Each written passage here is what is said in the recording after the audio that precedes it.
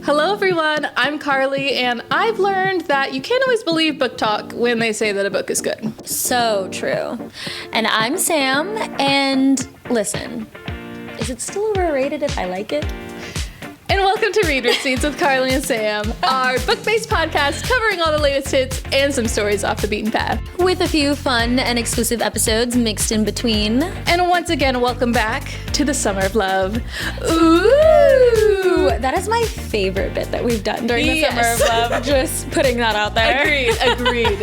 I hope you guys like it as much as we do. We love doing it, so I hope you love listening to it. So, since in our last off-the-shelf episode, we talked about all things underrated with regard to the romance genre, naturally our minds went to, okay, well, what do we think is overrated? Of course, naturally. So, like Carly said in our last off-the-shelf episode, we talked about our underrated books, characters, tropes, things like that. And so now this time we're visiting overrated books, characters, and tropes, which obviously means that we are going to be diving in deep to why we feel like these things are overrated in the book community, which means there will be spoilers ahead. You've been warned. So, similarly to last episode, we talked about, like you said, book, trope, character. Let's go ahead and start with book to get us started. This one, I think, similarly to underrated. I don't remember if I said this last time in our last episode, that I was kind of torn between a couple things, that I was like, what is underrated? You know? Similarly with overrated, I feel like there are a lot of things that I do like, and like, is that still overrated if I liked it? Right. I get what you mean. You know? So Like, I had is it kind of like a actually similar, overrated? yeah, exactly. I had kind of like a similar but different problem. Same but different. You Yeah. get it. And then I also think, even more so than the underrated episode, I think with our overrated episode, there are going to be a lot more hot takes, if I'm being honest. Yes, for sure. So I think so. Hopefully we don't make anyone too mad. These are just our opinions. these are just our opinions. We're just having a hee ha ha fun time. Yes, it's just, you know, know, we're just girls. We're If just girls. Just girls. It's not a big deal. Fine. We might still kind of like something, but also acknowledge that maybe it's a little overrated. You know? It's okay. Overrated doesn't necessarily mean bad. Yes, and I do think we did end up getting to that point where we were like, okay, just because it's overrated doesn't mean it's bad. You know, it's fine. It's fine. Yeah. Something could be maybe a little overhyped, but still Yes. be good, just maybe not as good as everyone kind of makes it out to be. Exactly.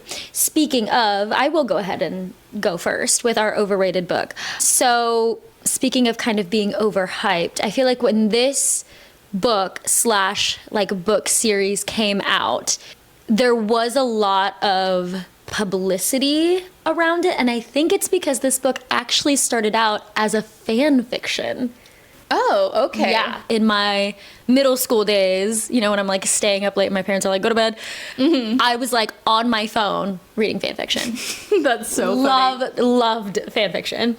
So this book and its like successors started out as a fan fiction based off of the very popular British boy band One Direction. Some of you may know what book series I'm already talking about, but it is the After series by Anna Todd. Have you heard of this? I don't know if I have. I kind of want to look up what it looks like because now I'm curious. Yeah.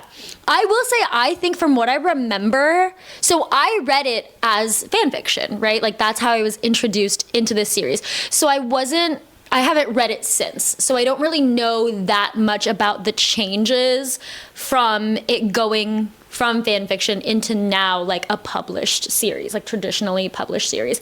But from what I remember, the covers even kind of look like they did back in the day when I was like in middle school. Like it looks like something you would have just like made on like a like Microsoft Paint or like Canva or like just like something. I can see that. That looks capable of being made in like PowerPoint or something like that. Yes, exactly. Yes. It just like kind of looks like quintessential, like this is a book that you would have read, like a YA book in like middle school. Yeah. You know, it kind of like looks like that. And it definitely gave that vibe when I was in middle school reading it. But I remember the books were like, I mean, chapters long. They were really, really thick books. And they were about One Direction, this boy band. And it was like our main character, I don't remember if they were in a boy band in the book, I feel like they were just the boy band characters. Like they had the character names and the character personalities of the One Direction boy band, but they weren't in a band. They were all going to school. Oh, okay. So I was our just main about to ask, like, character- so what did they do if they weren't in a band? Yes. But that makes sense. Yes. And that was like a lot of what the fan fiction was like back in the day. It was a lot of like these famous characters being put into like real life situations where they're like going to school, and then they meet obviously our female main character. And she's not like other girls, you know, and he's like super popular, maybe a little bit of an outcast, kind of a bad boy. That's really what you get with this. It's very like quintessential, traditional fan fiction of back in the day, if you can imagine that.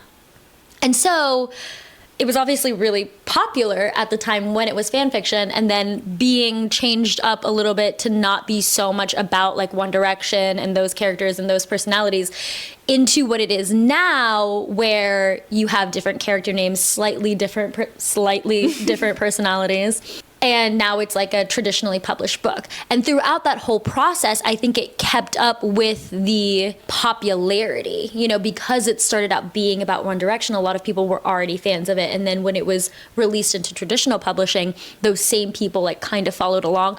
And other people started following along as well, because it's like a new book series. And there's something, I mean, it's very like, it's YA, but it's also kind of dramatic, kind of hot. They did also end up making Netflix movies about it. Wow. Yeah. So, it got decently big.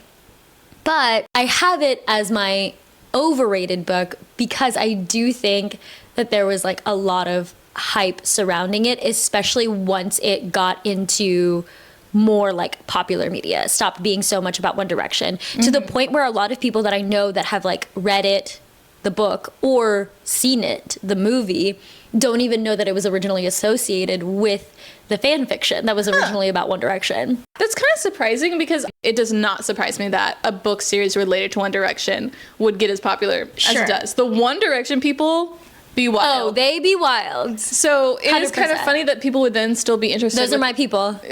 Yeah. It's surprising that people would be interested without knowing that connection. Yeah. So I'm assuming if it's a series that like each book is dedicated to a different member of One Direction? So, no. Oh. Yeah. So it originally, our male main character was based off of Harry Styles. Right, that makes sense. Of course. Everybody loves Harry. Everybody loves a Harry moment. So it's mostly surrounding him and our female main character.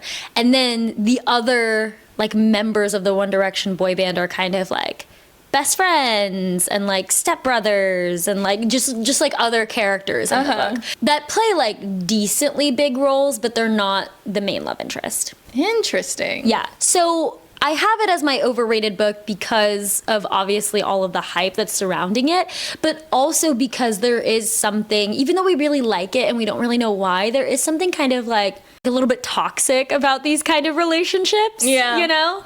Where I'm like, it's a little bit cheesy. It's also a little bit toxic. Like, don't talk to each other like that. Yeah.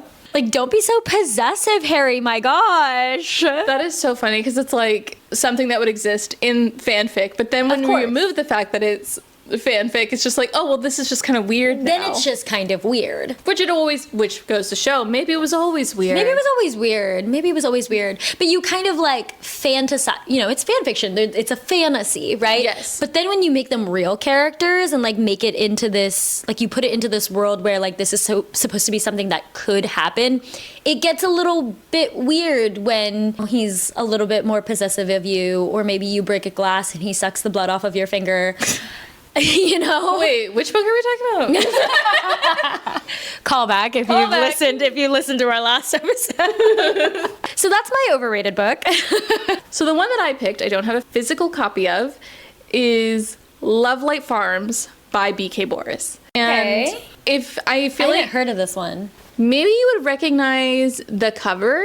It looks like this, where like it's two people clearly like kind of kissing, but then there's like mistletoe hiding their faces. I feel like that's a classic. Right. There's so many book covers that do that, where course. two people, especially there's kind of like a continuation of this particular world. Yeah. Where they all kind of look like that. So the first book I read was not actually Love Light Farms from this Love Light world. Yeah. It was Mixed Feelings, I think is what it was called. And I already didn't really love that book, so I don't know why I bothered. I think, it was because it was Christmas time, and this is a Christmas-themed book. It's about... Sure, you were like, I mean... Yeah, it's like, it's the season. 'Tis the season. Yeah, I'm like, well, maybe I should have read the first one. And I still, like, kind of liked it okay, the other book that I read. I just didn't love it. Yeah. This one in particular, I was just like, did anything happen? Yeah. So there's a few things I feel like going against it. Obviously, for one, I feel like for the most part, nothing crazy really happens. Sure. I feel like it's a lot of kind of talking about things and not really doing things. Yeah. And this is one that I listened to, so like sometimes I wasn't always paying attention the most, but I also kind of felt like I didn't miss anything. Yeah. If I wasn't paying attention. Well, and we talked about how we don't like books where nothing really happens, so... Yes, unfortunately, I'm finding that out that I am a very plot specific girl. I think also because there were so many other things about the romance that was frustrating that it also kind of sabotaged those things. Yeah. For instance, the sort of book trope involved in this is a friends to lovers. So, Okay. already not like a super well-loved trope. Yeah. I have read friends to lovers books that I've liked. Because of that, I kind of was like, whenever I read the description, I was like, okay, friends to lovers, I think I can get behind friends to lovers. Also, a fake dating trope.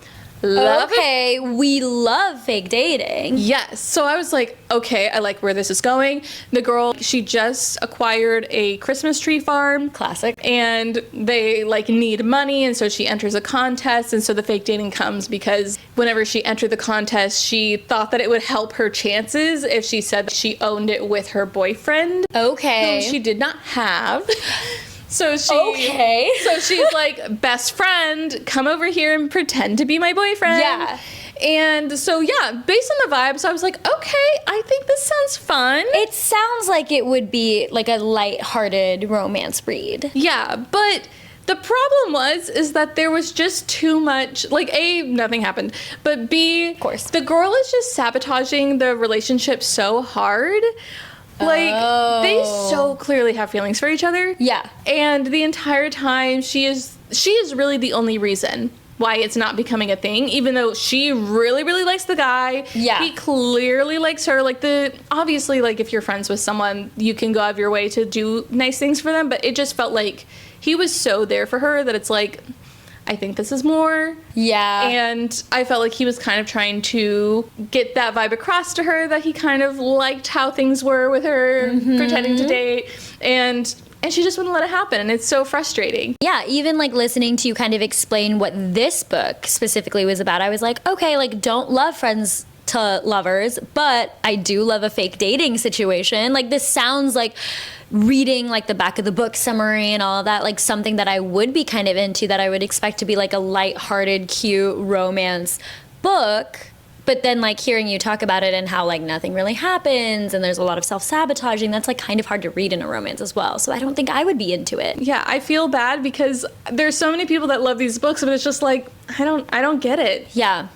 So it goes.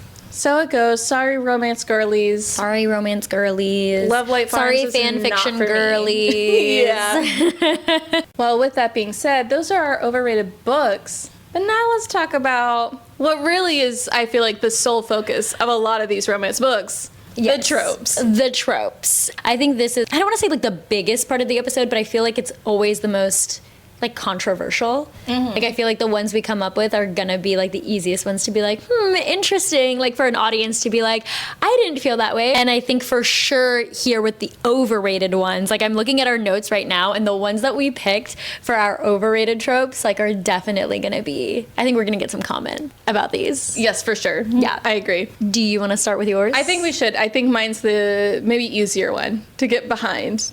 That's fair. in my opinion. I think mine is gonna be a hot take. Yours is very controversial. Gotta be honest. Yeah, so my overrated trope is billionaires, which I feel like is not that crazy. Honestly, it kind of surprises me that people really like this trope, because for me, it's just like, I don't particularly hate it necessarily. Yeah. But I'm also like, it does nothing for me. Yeah. I feel completely unaffected by books that have billionaires in it. You're not romanced by a man with deep pockets? It's nice, but it's not adding. I'm like, what does that have to do with their love? I'm sorry. His wallet, Carly. Okay, but okay, oftentimes I feel like in these billionaire romances, it's not like they even do anything that fun. Like, okay, if you're using the money to go on fun vacations and whatever. Fair. Not to mention, I also am like, billionaires aren't ethical. So... Okay, that's fair. Okay, is your boy gonna cure starvation? I don't know. Like, why does he have $1 billion in this economy? Yes. Are you gonna solve climate change or not? You're just gonna let it happen? Cool. I don't care. I don't care how much money you have because you're still not using it well. Okay, yes. Literally? Yes. Okay, so I read a book for my romance book club. I'm in a romance book club, and we read Wild Love by Elsie Silver. And I actually did really like that book. Again, I didn't need him to be a billionaire in it. Yeah. It made no difference to me. But it was kind of funny because I rated it 4.5 stars and specifically said something along the lines of, my rating went down by 0.25 stars every time. Because he's a billionaire? Well, no. Every time the female main character damaged property. Because, like, there was at one point that, like, they, like, bone on a desk and she, like, pushes the computer off. And I'm like, that's a computer. But he's a billionaire. I understand, but I still care about...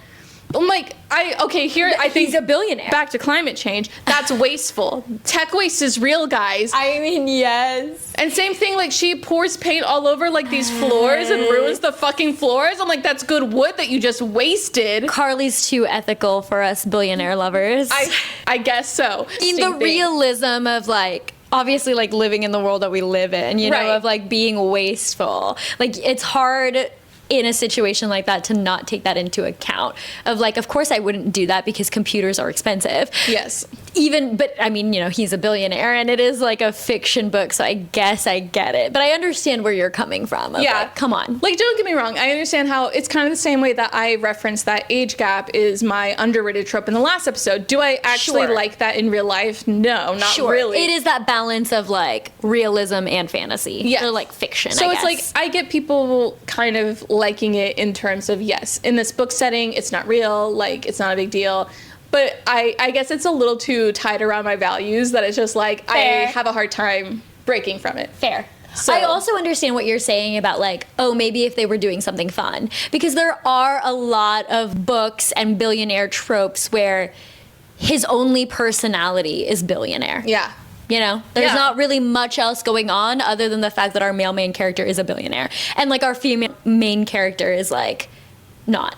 Yeah, like, exactly. You know, it's like there's not really much else going on, but it's not like he's doing anything about it. Like, it's not like they're going on, like, dates to Paris or, like... Yeah, getting on a yacht. Exactly, yeah. There's not really... Or, like you said, like, it's not like he's curing cancer. Like, there's... Yes. Yeah. Yeah, do so something. I understand where you're coming from of, like, a lot of these books just have, oh, he's a billionaire, and we as the readers are just supposed to think that's hot just because we're told he's a billionaire. Yeah, not to mention... So I get it. Honestly, sometimes, for instance, in the Elsie Silver book, it almost feels a little silly, the fact that a guy would be a billionaire and also a good person. Like, I had talked about... Also, again, in the last episode, I talked about The Fine Print by Lauren Ash. Yeah. And literally, as I'm editing that episode, I was like, shit, I talk about that book? I can't bring that up as my overrated book.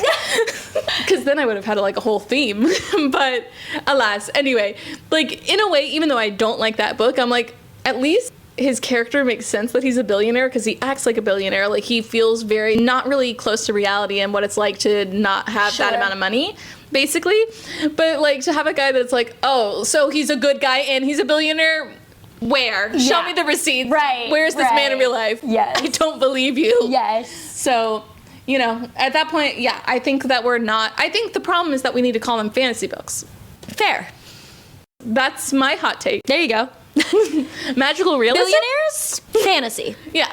Fantasy. Good billionaires? Fantasy. Fantasy. Yeah. For sure. That's so funny. I also now, I know I just talked about this, but really I've just been thinking about it more and more. The fact that you bring up that, like, yeah, they're not really doing anything with that money. Whether it's, like, for a cause or for fun at all.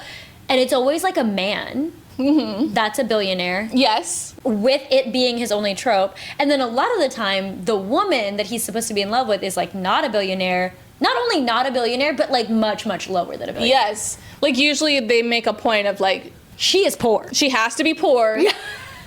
She has to really need that money. Which again, part of me feels like it's a little bit unethical because like, what if this guy sucks, but she also was kind of like, well, now I'm with a billionaire and I've never had this money like this. Like that's now a factor in the relationship when it shouldn't be. I get it, girl. Listen, if there are any billionaires out there, I would love to marry rich. Also, I can fix you. Also, I love the point that you made about it's always a man. And it's like, I doubt there's ever going to be a book about two gay people and one of them's a billionaire because the gay people aren't going to write that.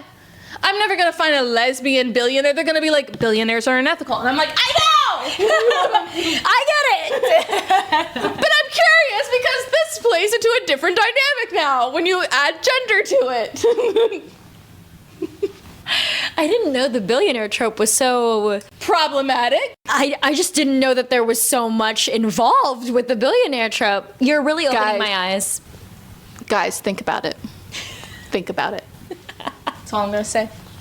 So anyway, that's my hot take of an overrated trope. But this episode is only going to get hotter from here with the takes. Yeah. So with that, Sam. Speaking of my overrated trope, I think, listen, I'm not going to shy away from it. I said what I said. I will say what I'm going to say. Just buckle up and hear me out, okay? Don't say anything until I'm done. My overrated trope is enemies to lovers. We listen and we don't judge. We listen and we don't judge. We listen and we don't judge, okay? Now, I do think it's important, disclaimer, that I do like an enemies to lovers, okay? And I do think, we talked about this a little bit at the beginning of the pod, that I think something can be overrated and still be good, you know? Yes. Like, I feel like a lot of enemies to lovers stories are really, really good. But I also feel like they're really, really overrated. Like every book, especially like a really popular like book talk book, every book has an enemies to lovers. And it's like, there are other things out there. They don't have to like hate each other and then go from this like really like toxic hating relationship to being like, actually, I'm in love with you. Let's go bone a lot. Yeah. You know? I actually, even though this is your trope, I actually 100% agree. Okay. Yeah. Okay. And I think it's honestly kind of easy, in my opinion. I know that people are going to have their takes, but of course. I kind of think it's one that you can get behind just because of the saturation of enemies to lovers books that are out there. For sure. Like easily, maybe not every, but almost every romantasy book I feel like is gonna have an enemies to lovers book. 100%. And to be fair, I do think that is where it thrives the best. I personally do feel like when you introduce enemies to lovers outside of the romantasy world, it then gets a little complicated sometimes. Yeah. You kind of, because if you do that, then it's like, okay, you have to now make me believe that this other character isn't actually bad. And that's going to take a lot of work to convince me, because you made it such a point to convince me that these two people are not meant to be together, or like one of them is bad for a certain reason. Yes. And so that's a lot of legwork. And if you don't do the legwork well enough, then I'm like, okay, well now you're just with a bad person and I don't like that. Yes. Honestly, I'm really glad you bring that up, because I agree. I think enemies to lovers works the best in a romantasy setting. But even with that being said, I think there are kind of two camps where we find enemies to lovers. One, they're actual enemies, right? So if you think in like romantasy books, one of them belongs to this like region or race or type of being, and then the other one belongs to a completely opposite or enemy type of race, like being mortals region versus fairies. Yes, exactly. They are enemies. Like these types of people or types of beings are enemies. So they are naturally going to not like each other, and then obviously like the relationship evolves from there. We either have that, or we have this situation where the reader is supposed to believe that they're enemies, but they're not really enemies. It's like, why do they not like each other?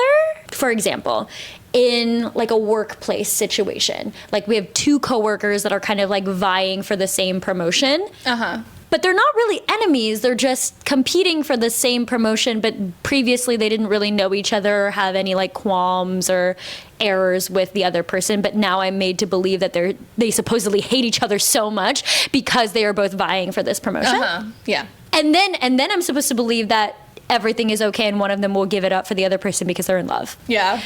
You know, so I obviously, from everything I've just said, obviously don't like the latter the most, like, because it's least believable to me. But even in either situation, like you were saying, it either doesn't work because it wasn't set up as a proper enemies to lovers, or it doesn't work because you did too good of a job setting it up as like enemies to lovers, and now I believe you're not with a great person. Yeah, exactly. I will say that like the second camp of kind of like enemies to lovers, where it's kind of a situation that's pitting them against each other, I'm not as mad about it if they had set it up like earlier in their history. The characters did.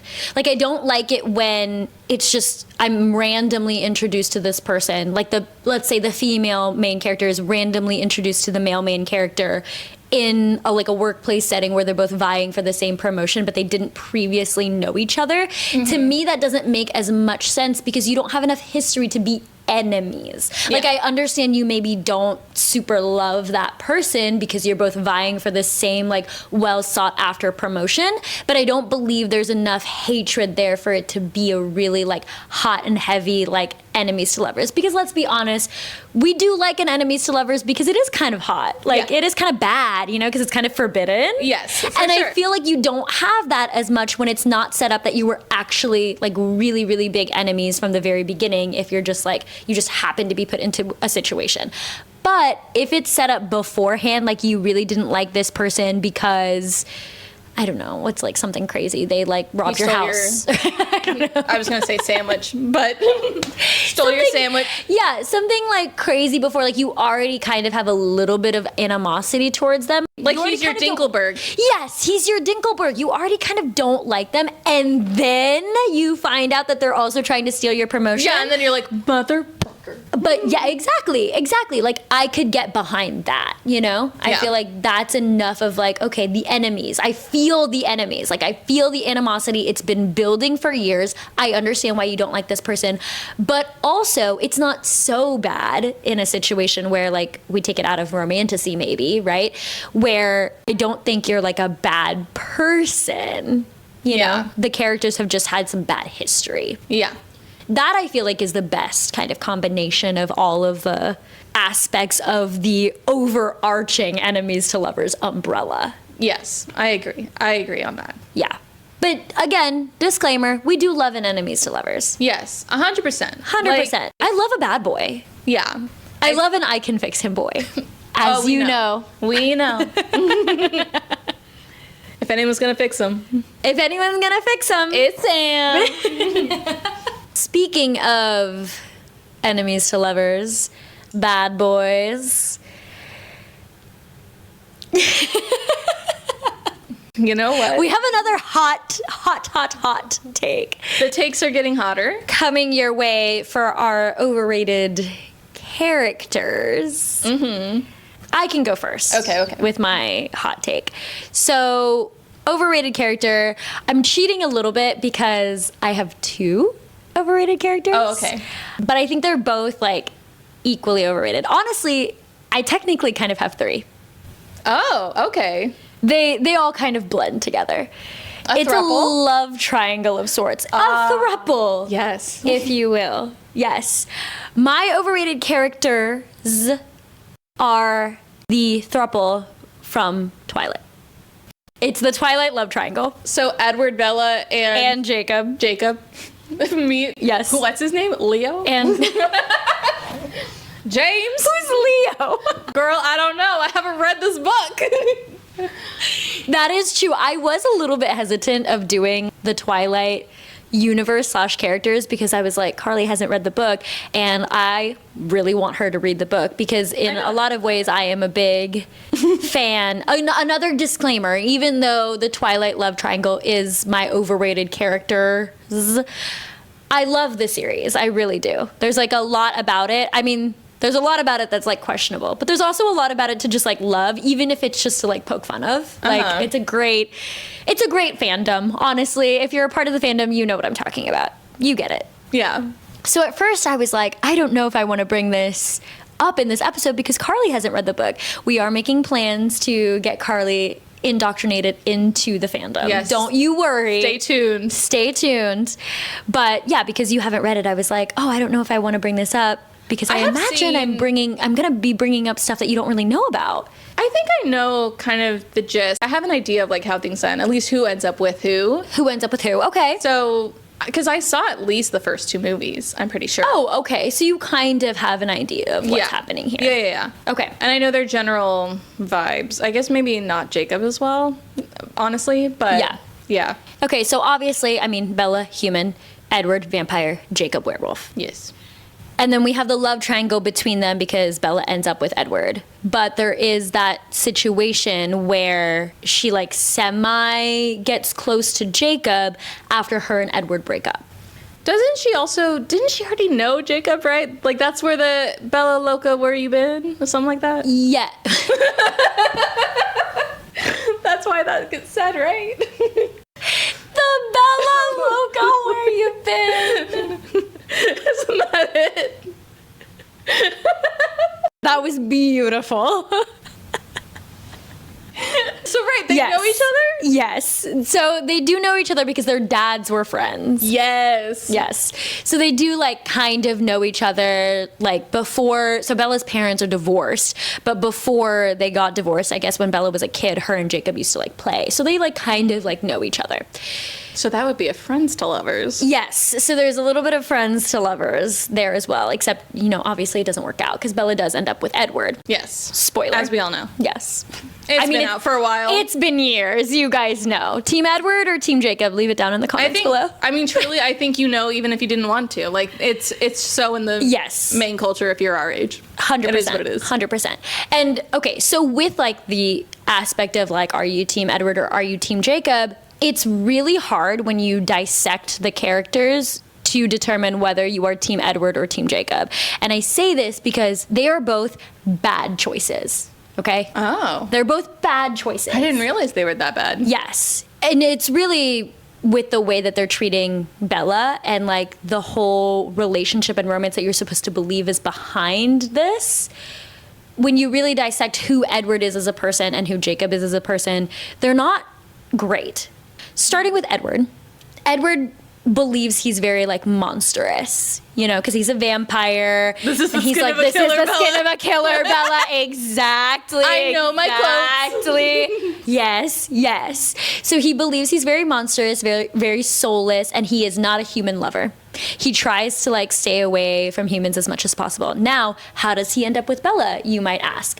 He ends up with Bella, I believe, really truly for two reasons. Number one, because her blood is his own personal brand of heroin.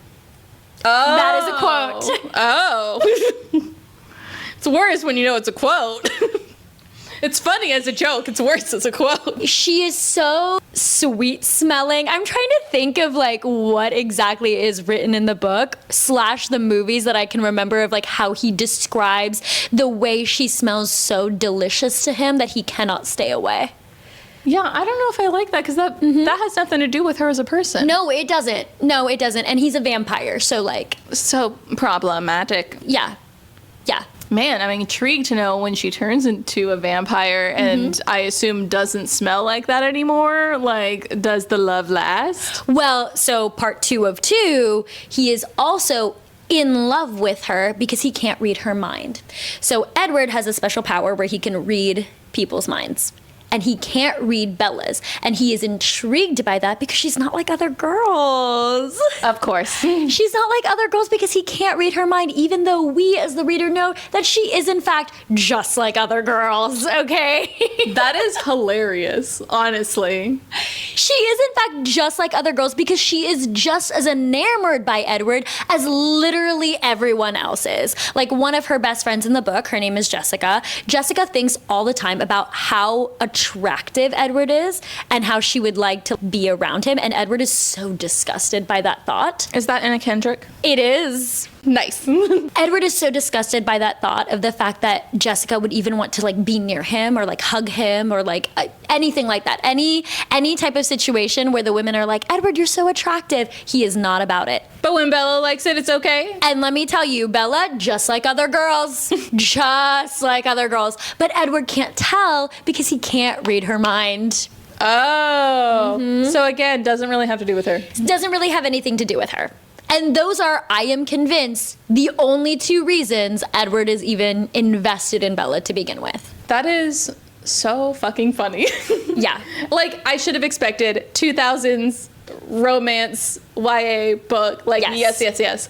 This is checking all the boxes. But it's kind of funny to think that that's part of the popularity of it. It's like, oh, okay. Really? Yeah. Okay. Yeah.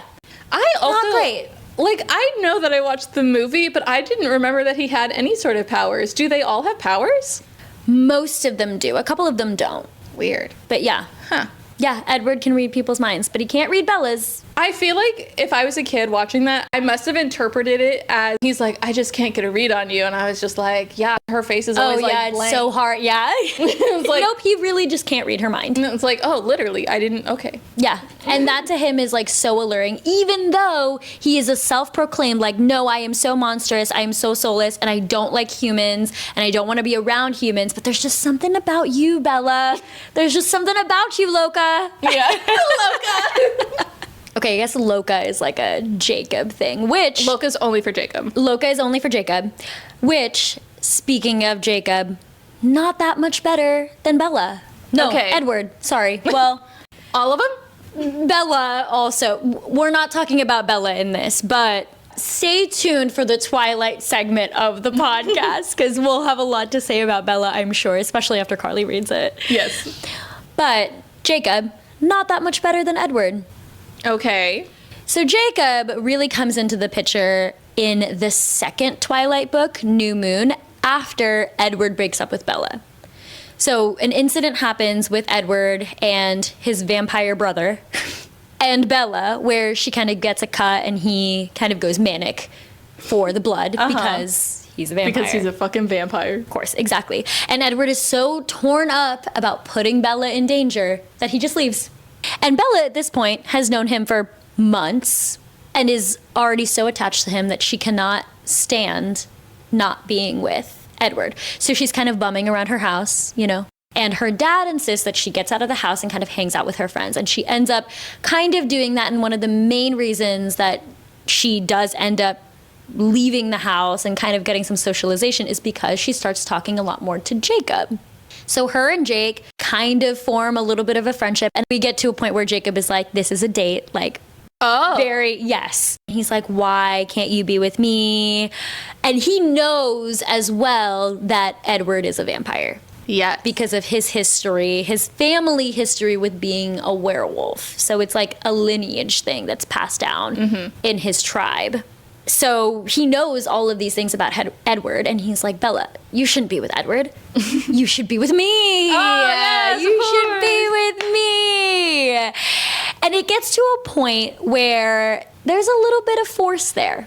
There's a little bit of like, Jacob, you need to back up a little bit. Oh my God. Like, there are situations where Jacob is like, Bella, you clearly are not making the right decision. Like, you don't know what you want. Like, Bella, you don't know what's good for you. Bella, I am the one that you should be with. You don't tell me what I want. Yes. Yes. There is even a situation where there is a manipulative kiss at play, where Bella and Jacob share a kiss that isn't entirely mutual.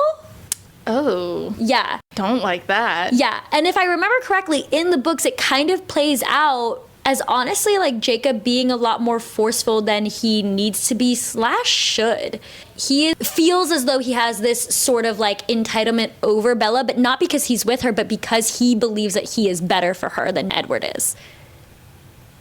I don't like that. Yeah, there's a lot of possessiveness going on. And both of the male main characters have that. Like, Bella doesn't really have a choice as much in the matter. It seems like, at least when the two male main characters are, like, talking about why they should be with Bella. Yeah. But there's a lot more of it, obviously, from Jacob's side because he's not the one that's actually with her. But he's very judgmental of her choices when it comes to being with Edward. Wow. So we have Edward on one side who is like kind of objectifying Bella in a way, in like a weird way, but in his like vampire way. Yeah. And then we have Jacob on the other side who, I mean, they're both possessive, but he is in particularly kind of controlling and judgmental and toxic. Yep. And these are our options. And these are our options. And these are our options. And our girl Bella really, I mean, she's a character all on her own. Do you remember how old Bella is when Twilight starts? 17. So like what? She's 19 when she gets married to Yes. Edward? Yeah. I mean, yeah. Perfect time. I mean, they're children. Yeah. Jacob is 16. Edward. He's younger? Yes. Edward is Obviously. 17 for how long? How long have you been 17? So many lines. It's like they wanted us to make fun of it later. They did this on purpose. They did this on purpose. You made it embarrassing on purpose. That is so funny. Yeah, there's a lot going on at play. And like I said, Bella in herself, just like touching on that real quick, also just isn't the best judge of character. Like there are moments where she's with Edward and Edward is very monstrous and he's like, Bella, this is the skin of a killer. Bella, like, don't be with me. I've killed people. And she's like, I don't care. And then there are situations when she finds out that like Jacob is a werewolf, you know, also kind of monstrous in his own way. And she's like, Jacob, that's insane. You've killed people. Bella! The double standard. Our girl Bella. I can't wait for you to get into it. Me too. I'm like, I feel like honestly, part of me is like, I'm really intrigued by New Moon in particular. I want to get into the Jacob weirdness of it all. But baby steps, I guess. Baby steps. We'll get there. Baby steps. And again, disclaimer, don't get me wrong. I am a part of the Twilight fandom for sure. But when we take these character behaviors like out of context, like out of the world of Twilight, like if you were to write these characters in a book in this day and age, yeah, honestly, excuse me? I kind of wonder if any of this would have flown in this day and age. Yeah. Like if this would have been popular at all. And it's crazy too because I mean there are so many people who still to this day are like huge Twilight people. Yes. Like I know so many people who like reread Twilight regularly and stuff like that. And it's kind of people that I, to be honest, would be a little surprised. Yeah. Knowing who they are now and what kind of behavior they would accept now and knowing the behaviors that you just described, it's like, yep. So it's just out of nostalgia, right? Yeah. I mean, when you really dive in deep, I swear Twilight could be taught in literature. I know we don't consider it as like a book that you can do literary analysis on, but you are wrong. You 100% can. Like, there's a lot of misogyny in the book. There's a lot of this like idea of monsters and how we classify monsters. That's like a whole other topic of, are they monsters just because they're vampires? What about like their attitudes and their personalities? Like there are a lot of different topics that you could have like real discussions about like in like an AP Lit class for sure. For sure. I actually think that we have a friend of the podcast who they have a whole podcast dedicated to Twilight and kind of, I mean, I haven't listened because I haven't read Twilight yet, so I kind of don't want to touch it until I know more about the world. Oh, we'll get there. Yes. But Exploring the Meadow podcast, I believe, goes in deep. I mean, not terribly deep. I think they have nice little bite-sized episodes, so yes. If you ever want to explore that, they're out there. Yes. But and maybe check back in with us and with them for a potential collab when we get to our Twilight segment. Yes, I would love to talk to them more about Twilight once I got the scoop. Oh, I would too. I need some more in-life Twilight talk in my life. I mean, I know there was a lot of it here, and obviously a lot of it is like very problematic from what I have explained to you, but there's just so much more to dive into. Carly, I seriously can't wait until you get into it. I'm excited. I seriously can't wait. Agreed. Now, with that being said, next hottest take? Yes. If you thought my take was hot, Carly's coming in a little bit hotter with another pretty popular fandom character. And I have the book here. Here we go. My overrated character is Rhysand from ACOTAR. And I swear I just felt like the audience gasp. Maybe. I do think, to be fair, I do think that there has been a bit of a step back from the Rhysand obsession in the book community after Silver Flames. I think there was quite a shift in seeing the kind of person that Rhysand is once we are out of Feyre's POV. But even before then, I mean, don't get me wrong. When I was reading ACOTAR, I did really like Rhys. I literally, remember, full spoilers on the series, but I full-on cried when Rhysand died for like 10 seconds. Mm-hmm. I did really like Rhysand in the moment, but I also was kind of aware that there are just certain characteristics about Rhysand that I was like, he's not exactly the kind of character that I typically would really like. With, for instance, one of my number one book boyfriends being Xaden. I like that Xaden's a lot more brooding and mysterious and maybe a little bit on the quieter side. I don't know. Like, Rhysand's very jokey, you know? Yeah. Not to mention, after our 1-star review game that we played, there were some certain things that were pointed out that I was like, is this a little problematic? Yeah. Yeah. When you think a little too hard about the whole, like, everything that happens in the first book and then him kind of explaining those behaviors in the second book, it's like, are we kind of just washing away everything and not really acknowledging in full that maybe still some of those behaviors in the first book were not really cool? Mm-hmm. I like Rhysand, but he does not stick out to me as, like, my favorite book boyfriend. But then furthermore, I mean, and again, I think this is where a lot of people who were maybe even full sent on the Rhys train took a step back in Silver Flames. Being in Nessa's POV definitely changes some things, and you really realize, like, maybe we did have a bit of rose-colored glasses when we were perceiving Rhys and all of his characteristics, because he definitely can be mean, basically. And granted, I guess that's something we kind of knew about him. He's technically a morally gray character, but I do feel like it's kind of sweetened a lot in the normal ACOTAR series. And I bet, like, I haven't read Silver Flames, so I'm not entirely sure, like, everything that happens in Nesta's book and, like, her story, and specifically with talking about Rhysand, how she views Rhys. But I bet it is, like, very interesting seeing him from the perspective of a character that is not in love with him. Yes. I, for one, have never really been that big of a Rhys fan, to be honest. Buckle your seatbelt, Carly. I have never really been that big of a Xaden fan either. And it's not that I, like, don't like Xaden. I've honestly, in the past, have kind of put them in, like, similar camps. But honestly, I think it's just because they're both supposed to be, like, you know, tall, dark-haired, muscular shadow daddies. I do agree that Rhys is a little bit more problematic than Xaden is. Not that Xaden doesn't have his problematic moments. Yeah. But I do think there's slightly more justification on Xaden's part. And there are moments where we see Xaden make mistakes more and own up to things a little bit more than, from what I remember from both of the series, than you see Rhys doing in the ACOTAR series. Yeah.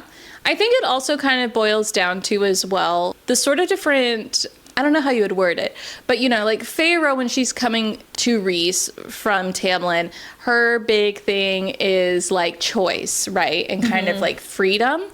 And with Violet and Xaden, Violet's whole thing is that she wants to be sort of respected without shadow from her family, without shadow of, like, her chronic illness and all that sort of stuff. And Xaden's like, no, she can do everything that we can. Yeah. So, like, I don't know. I think that that also maybe plays into certain things, like the sort of message that they're sending. And so maybe that's also a thing that it's like, personally for me, choice is maybe not something that I'm, like, super high on, because I'm maybe kind of independent of a person, whereas, like, the things that Xaden kind of makes a point of are problems that I have. So it's like, I think that kind of also can play into it. But even when we're talking about choice, there are situations in which Rhys doesn't necessarily give everybody a choice in the books. Like, there are situations where, say, like, how he takes care of Feyre's sisters, you know, post Cauldron, and, like, the freedoms that they're allowed. And obviously they have just gone through something really traumatic. So of course they're going to need a little bit more hand-holding, and of course they're going to need to maybe be told a little bit more what is best for them to an extent. But, you know, it's still this same idea of, is Reese really giving everybody a choice? Like, is he really a pro-choice kind of guy, or is it just for Feyre? And is it just because she's his mate? And is it just because she has previously gone through something very traumatic with her ex-boyfriend, Tamlin, not giving her any sort of choice? Yeah. Right? I feel like we say that Reese is pro-choice, but there are situations in which he is very controlling, and there are situations in which he is like, I am the High Lord. Like, you must listen to what I say, regardless of how often he tries to come across as a man of the people. Right. 100%. And honestly, I think that another reason why people kind of detract from him a bit in Silver Flames is because I don't think this is a huge spoiler that Feyre is pregnant in that book. Yeah. And I think a big issue is that Reese kind of finds out that Feyre's pregnancy and labor is most likely going to be lethal. And he finds that out and then doesn't tell Feyre. And so it's very interesting. Like, obviously, it's not exactly that he just is doing it with malice exactly or anything, but I think he feels very torn up about it. And I understand how that is a bit of like a harder choice to decide, like, do I tell her?